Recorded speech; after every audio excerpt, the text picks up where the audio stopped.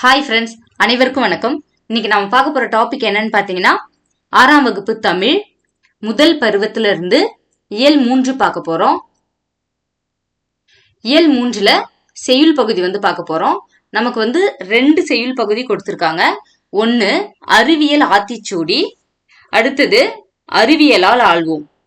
இந்த 2 செய்யுள் பகுதி தான் இன்னைக்கு நம்ம பார்க்க போறோம். ஃபர்ஸ்ட் நாம அறிவியல் ஆத்திச்சூடி பார்க்கலாம். பாடல் வரிகள் பார்க்கறதுக்கு முன்னாடி நுழையும் முன் பாருங்க.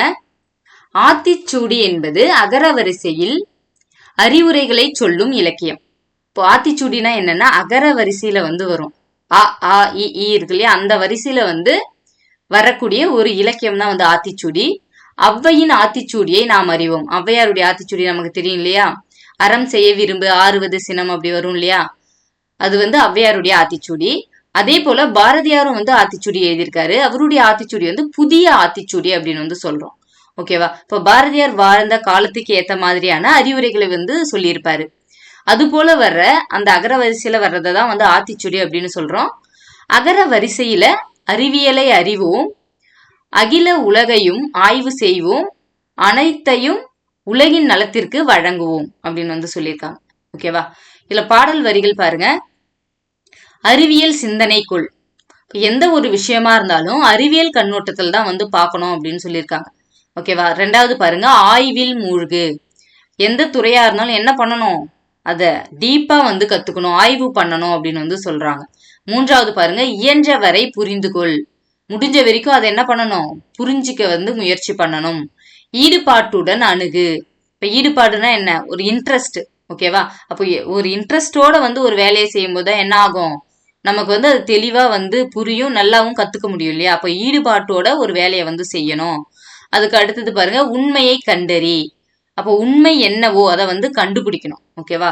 அதை ஈடுபாட்டோட ஆய்வு பண்ணி அதனுடைய உண்மையை கண்டுபிடிக்கணும் அப்படின்னு சொல்லியிருக்காங்க. அதுக்கு அடுத்தது பாருங்க, ஊக்கம் வெற்றி தரும். ஊக்கம், எந்த ஒரு செயலையும் ஒரு ஊக்கத்தோட செய்தா என்ன பண்ணும், நம்மளுக்கு கண்டிப்பா வெற்றியை தரும் அப்படின்னு சொல்லியிருக்காங்க. அதுக்கு அடுத்தது பாருங்க, என்றும் அறிவியலே வெல்லும். இப்போ என்னைக்குமே என்னதான், அறிவியல் தான் வெல்லும். அப்ப எந்த ஒரு விஷயத்தையும் அறிவியல் கண்ணோட்டத்தில் தான் செய்யணும் அப்படின்னு சொல்லியிருக்காங்க. ஏன் என்று கேள். இப்ப ஏதாச்சும் உங்களுக்கு புரியல, இப்ப நீங்க ஸ்கூல்ல இருக்கீங்க, ஆசிரியர் பாடம் நடத்துறாங்க, உங்களுக்கு புரியலன்னா என்ன பண்ணும், ஏன் என்று கேட்கணும். இப்ப கேட்டதான் என்ன ஆகும், அது எதனால அப்படி வந்திருக்குன்னு நம்மளுக்கு தெரியும், புரிஞ்சுக்க முடியும் இல்லையா. இப்ப ஏன் என்று கேள், ஏன்னு புரியலன்னா கேட்கணும். ஐயம் தெளிந்து சொல். ஐயம்னா என்னன்னா ஒரு சந்தேகம். ஓகேவா? இப்ப நமக்கு சந்தேகம் இல்லாத தெளிவா ஒரு விஷயத்த மத்தவங்களுக்கு சொல்லி தரணும். இப்போ உங்ககிட்ட யாராச்சும் ஒரு டவுட் கேட்கறாங்கன்னா நீயே சந்தேகத்தோட சொல்லி தரக்கூடாது. அது ஏதாச்சும் உங்களுக்கு டவுட் இருந்ததுன்னா என்ன பண்ணணும், அதை தெளிவா படிச்சு புரிஞ்சுக்கிட்டு ஐயம் தெளிந்து, உங்களுக்கு அந்த ஐயம் இல்லாம அந்த ஐயத்தை தெளிந்துதான் மத்தவங்களுக்கு அதை சொல்லி தரணும். அதுக்கு அடுத்து பாருங்க, ஒருமித்து செயல்படு. ஒருமித்து செயல்படுனா எல்லாரும் ஒன்னா சேர்ந்து செய்யறது. ஓகேவா? இப்ப நம்ம படிக்கிறோம், தனியா உட்காந்து படிச்சா எப்படி இருக்கும், ரொம்ப சலிப்பா இருக்கும் இல்லையா, படிக்கிறதுக்கு போர் அடிக்கும், தூக்கம் வரும். அதுவே ஒருமித்து நம்ம ஃப்ரெண்ட்ஸ் கூட சேர்ந்து ஒன்னா உட்காந்து படிக்கும்போது சுறுசுறுப்பா படிக்கலாம், நம்ம என்ன ஈஸியா புரிஞ்சுக்கவும் முடியும் இல்லையா.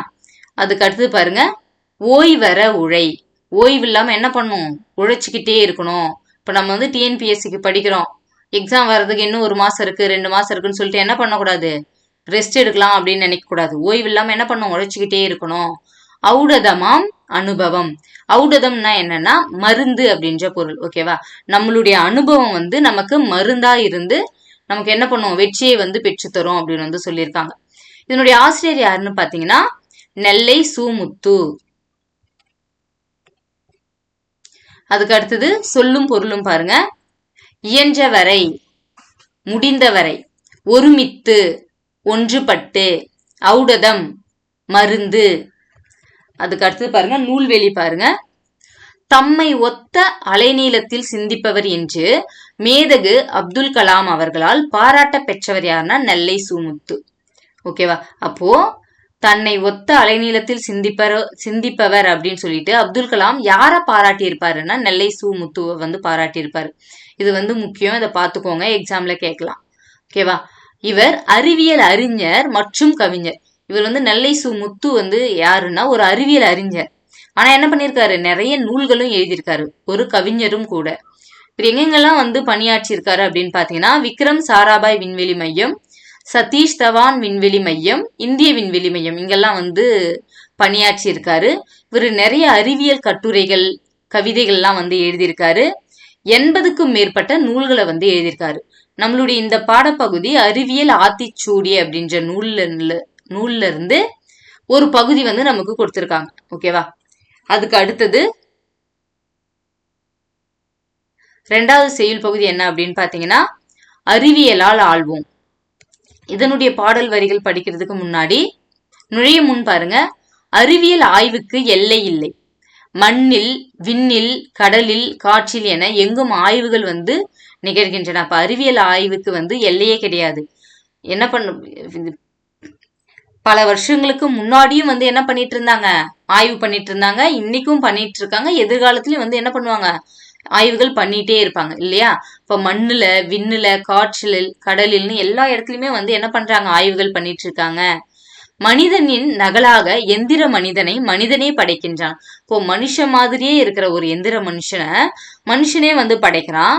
மனித உடல் பாகங்களை எந்திரங்களின் பாகங்கள் போல் மாற்றிக்கணும். அப்போ மனுஷனுடைய உடல் பாகங்கள் என்னென்ன இருக்கு, கை கால் எல்லாம் இருக்கு இல்லையா, அதே போல அந்த இயந்திரத்துக்கும் வந்து கை கால்கள் அது போல பாகங்களை வந்து பொருத்துறான். கோள்கள் இனி நமக்கு தொலைவு இல்லை.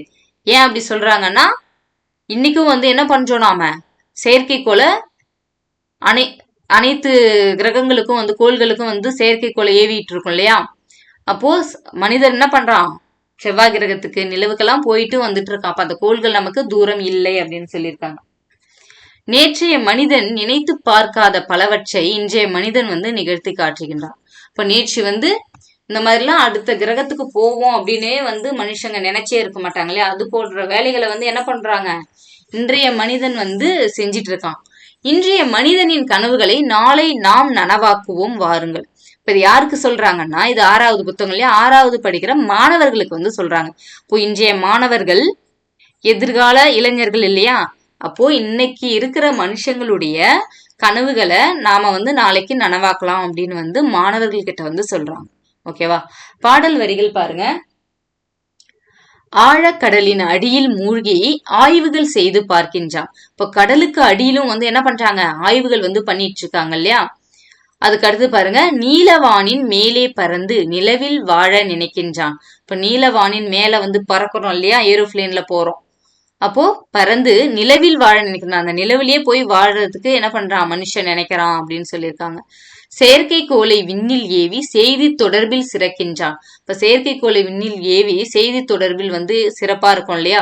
இப்போ அமெரிக்காவில ஒரு நிகழ்வு நடந்தாலும் அதை இங்க உட்காந்துட்டு என்ன பண்றோம், லைவ்ல வந்து நாம பாக்குறோம். அது காரணம் என்னன்னா செயற்கைக்கோள் தான் இல்லையா? இயற்கை வளமும் புயலும் மழையும் எங்கே என்று உரைக்கின்றான். அப்ப இயற்கை வளங்கள் வந்து எங்க நிறைய இருக்கு, எங்க நிலத்தடி நீர் நிறைய இருக்கு, எங்க கனிம வளங்கள் நிறைய இருக்கு, இது போல எங்க வந்து இயற்கை வளம் நிறைய இருக்கு அப்படின்றதையும் வந்து கண்டுபிடிக்கிறான். புயலும் மழையும் வந்து எப்ப புயல் வரும், மழை வரும் அப்படின்றதெல்லாம் வந்து நம்மளுக்கு நியூஸ்ல சொல்றாங்கல்ல, இது எல்லாமே வந்து செயற்கைக்கோளை வச்சுதான் வந்து சொல்றாங்க.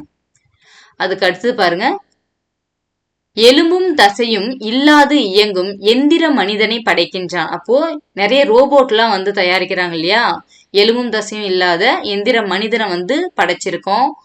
இணைய வலையால் உலகம் முழுவதையும் உள்ளங்கையில் கொடுக்கின்றான். இணைய வலைனா என்ன, இன்டர்நெட்டை பயன்படுத்தி உலகத்தையே வந்து உள்ளங்கையில கொடுக்குது இல்லையா? அப்ப நம்ம கையில இருக்கிற அந்த மொபைல் போன்ல என்ன பண்ணலாம், அந்த உலகத்துல இருக்கிற எல்லா செய்திகளையும் வந்து தெரிஞ்சுக்க முடியும். அததான் வந்து சொல்லியிருக்காங்க. உறுப்பை மாற்றும் மருத்துவம் கண்டு உடலும் உயிரும் காக்கின்றான். உறுப்பை மாற்றும் மருத்துவம்னா, இப்ப அந்த காலத்துல எல்லாம் வந்து ஏதாச்சும் ஒரு உறுப்பு செயல் இழந்துடுச்சுன்னா அது எதுவுமே பண்ண முடியாது இல்லையா, அவங்க அப்படியே இறந்து போயிடுவாங்க. ஆனா இப்போ அப்படி கிடையாது. உறுப்பை வந்து எந்த உறுப்பு வந்து செயல் இழந்துடுச்சோ அதை மாத்திட்டு வேற ஒரு உறுப்பை வந்து மாத்தி வச்சு அவங்கள உயிரோட வந்து வாழ வைக்கிறோம் இல்லையா? அப்போ உறுப்பை மாற்றும் மருத்துவம் கண்டு உடலும் உயிரும் காக்கின்றான். அணுவை பிளந்து ஆற்றலை எடுத்து அனைத்தும் செய்து பார்க்கின்றான். அப்ப அணுவை பிளந்து அதுக்குள்ள இருக்கிற ஆற்றலை எடுத்து பல ஆய்வுகள் வந்து பண்றோம் இல்லையா, அதை வந்து சொல்லியிருக்காங்க. ஓகேவா? நாளை மனிதன் கோள்களில் எல்லாம் நகரம் அமைத்து வாழ்ந்திடுவான்.